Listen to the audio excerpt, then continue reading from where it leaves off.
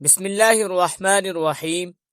قربان جاؤں اس حضرت عمر فاروق رضی اللہ تعالی عنہ پہ جب خلیفہ وقت بنے تو دریائے نیل کی طرف کچھ لوگ ایک لڑکی کو دلہن بنا کر لے جا رہے تھے۔ حضرت عمر فاروق رضی اللہ تعالی عنہ نے پوچھا، اس بچی کو کہاں لے کر جا رہے ہو؟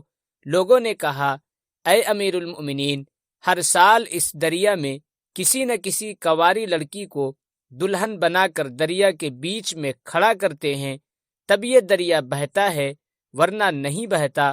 حضرت عمر فاروق رضی اللہ تعالی عنہ نے کہا، بچی کو واپس لے جاؤ، بچی کا کیا قصور ہے؟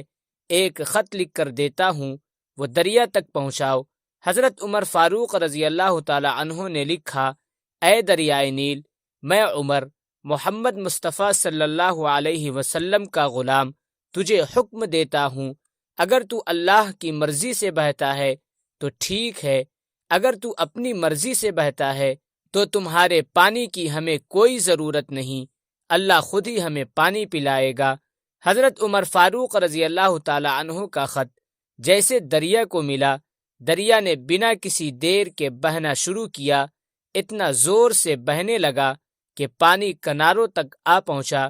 یہی حضرت عمر فاروق رضی اللہ تعالی عنہ ایک دفعہ مسجد نبوی میں منبر رسول صلی اللہ علیہ وسلم پہ جمعہ کا خطبہ ارشاد فرما رہے تھے کہ اچانک زمین کے اندر زلزلہ آ گیا، زمین ہلنے لگی۔ حضرت عمر فاروق رضی اللہ تعالی عنہ نے لوگوں کو یہ نہیں کہا کہ مسجد سے باہر نکلو، مسجد کہیں گر نہ جائے، نہیں، حضرت عمر فاروق رضی اللہ تعالی عنہ نے خطبہ والا عصا اٹھایا اور اس عصا کو زمین پہ مار کر کہا، خبردار، اے زمین، اگر عمر نے تجھ پہ انصاف قائم نہیں کیا تو تجھے ہلنے کا حق ہے، اور اگر عمر نے تجھ پہ انصاف قائم کیا ہے تو تجھ کو ہلنے کا کوئی حق نہیں۔ خدا کی قسم، عمر فاروق کی لاٹھی زمین کو لگی، زلزلہ تو بند ہوا، مگر آج تک مدینہ میں زلزلہ نہیں آیا۔ ایک دفعہ روم میں سفیر آ گیا، مدینہ میں پہنچ کر پتہ کیا کہ مسلمانوں کا بادشاہ عمر فاروق رضی اللہ تعالی عنہ کہاں ہے؟ لوگوں نے کہا، وہ تو بیت المال کے اونٹ چرانے جنگل میں گئے ہوئے ہیں۔ روم کا سفیر حیران ہوا کہ وقت کا وزیر اعظم ایسا بھی ہوتا ہے کیا؟ حضرت عمر فاروق رضی اللہ تعالی عنہ سے کچھ ملکی معاملات پہ بات کرنی تھی۔ سفیر ڈھونڈتے ہوئے ایک درخت کے پاس پہنچا، دیکھا کہ حضرت عمر فاروق رضی اللہ تعالی عنہ درخت کے نیچے لیٹ کر آرام فرما رہے تھے، مگر جنگل کا ایک شیر ہے جو حضرت عمر فاروق رضی اللہ تعالی عنہ کا پہرا دے رہا ہے۔ روم کے سفیر پر جب شیر کی نظر پڑی تو شیر کے دھاڑنے کی آواز سنائی دی۔ روم کا سفیر چلانے لگا، اتنے میں حضرت عمر فاروق رضی اللہ تعالی عنہ کی آنکھ کھل گئی۔ پوچھا، کیا بات ہے؟ کیوں چلا رہے ہو؟ سفیر نے کہا، واہ عمر، تیری حکمرانی کے جنگل کے شیر بھی تیری ڈیوٹی دے رہے ہیں۔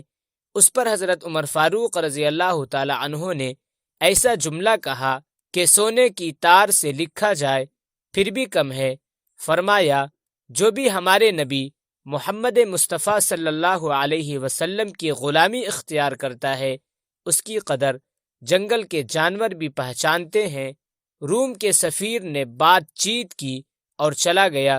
دوسرے دن صبح ہوئی، حضرت عمر فاروق رضی اللہ تعالی عنہ پانی کے مشکیزے بھر بھر کے غریبوں کے دروازے پہ پانی پہنچا رہے تھے تو نوکروں نے کہا کہ امیر المؤمنین، خزانے سے ہم بھی تنخواہ لیتے ہیں، آپ حکم کرے، ہم پانی بھر لیتے ہیں۔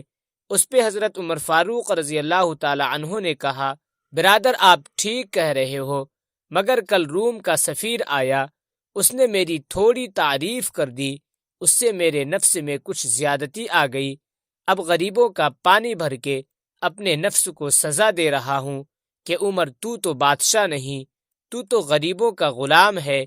حضرت عمر فاروق رضی اللہ تعالی عنہ کو ایک شخص کے بارے میں پتہ چلا کہ وہ ماں کو گالیاں دیتا ہے۔